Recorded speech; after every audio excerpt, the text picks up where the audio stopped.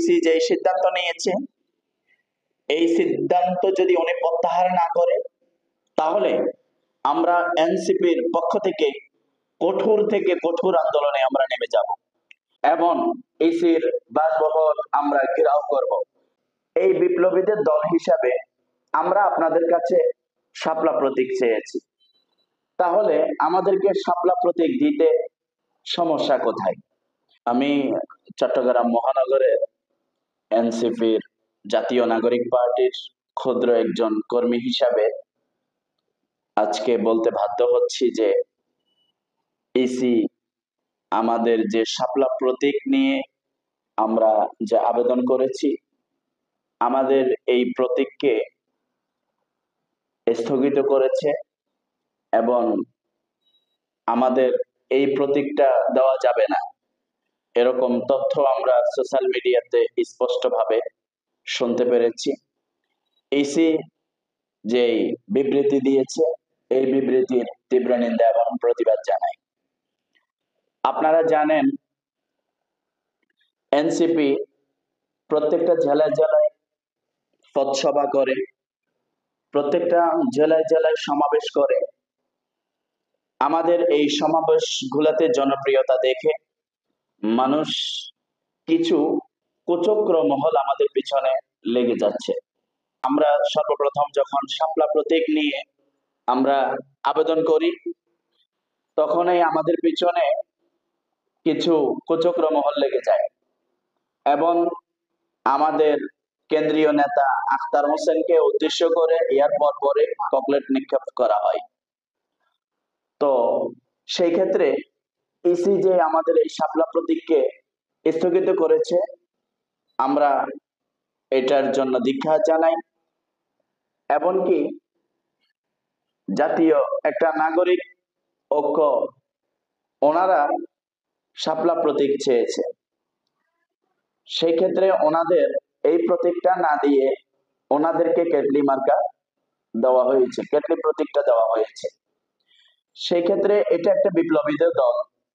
এই বিপ্লবীদের দল হিসাবে আমরা আপনাদের কাছে শাপলা প্রতীক চেয়েছি। তাহলে আমাদেরকে শাপলা প্রতীক দিতে সমস্যা কোথায়?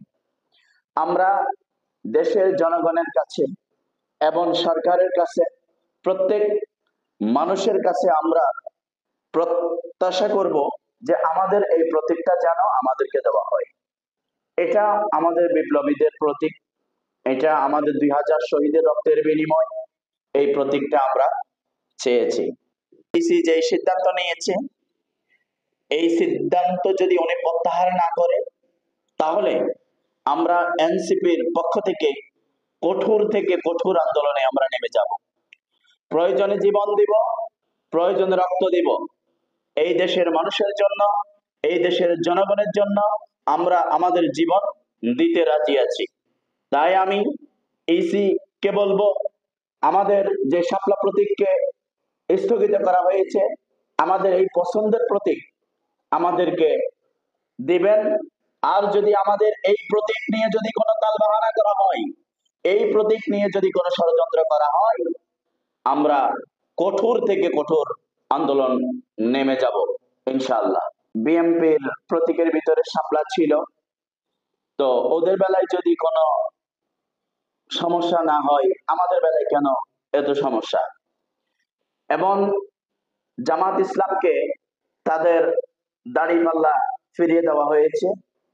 এমনকি জাতীয় পার্টির একটা অংশ জাতীয় ফল কাঁঠাল যদি তারা পায়, তাহলে আমরা শাপলা প্রতীক পেতে সমস্যা কোথায়? জামাত ইসলামকে যে প্রতীক ফিরিয়ে দেওয়া হয়েছে তাদের দাড়িপাল্লা, এই দাড়িপাল্লাকে স্থগিত করা হয়েছে। এমনকি অনেক গুজব শুনেছি যে এটাকে নাকি বাতিল করা হয়েছে।